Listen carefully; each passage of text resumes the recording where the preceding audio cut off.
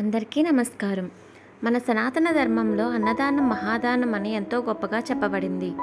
ఆకలితో ఉన్న ప్రాణికి ఆహారం పెట్టడం అంటే దేవునికి చేసిన సేవతో సమానం. ఈ సృష్టిలో ఉన్న ప్రతి జీవి కూడా పరమాత్మ రూపమే. మనుషులు మాత్రమే కాదు, పక్షులు, జంతువులు, చిన్న చిన్న చీమలు కూడా దేవుని సృష్టిలో భాగమే. మనం జంతువులకు ఆహారం పెట్టినప్పుడు అది కేవలం ఒక మంచి పని మాత్రమే కాదు, అది ఒక పుణ్య కార్యం. శాస్త్రాల ప్రకారం మూగజీవులకు ఆహారం పెట్టడం ద్వారా మనకు ముక్కోటి దేవతల ఆశీర్వాదం లభిస్తుంది.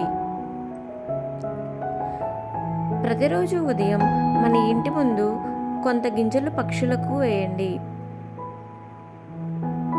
ఒక పాత్రలో స్వచ్ఛమైన నీళ్లు ఉంచండి. వేసవి కాలంలో ఇది చాలా అవసరం. కుక్కలకు మసాలా లేకుండా ఉన్న అన్నం లేదా రొట్టెను పెట్టండి. ఆవులకు గడ్డి, ఆకులు లేదా పండ్లని ఇవ్వండి. చీమలకు చక్కెర లేదా బెల్లం ఉంచండి. ఈ సేవ వల్ల మన ఇంటిలో శాంతి, ఆనందం పెరుగుతుంది.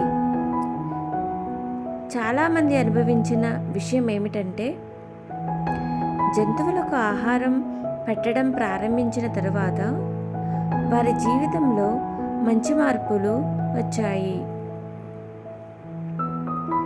భక్తితో చేసిన ప్రతి పని దేవుడు గమనిస్తాడు.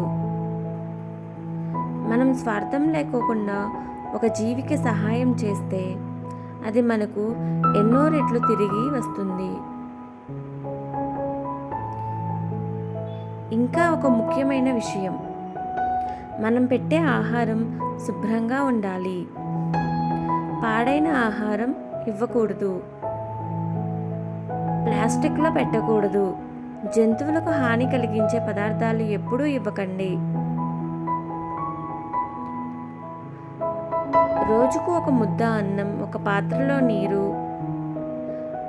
ఇది చాలును దేవుని కృప పొందడానికి. ఈ వీడియో మీకు నచ్చితే లైక్ చేయండి.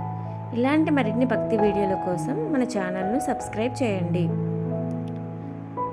శ్రీమాత్రే నమః.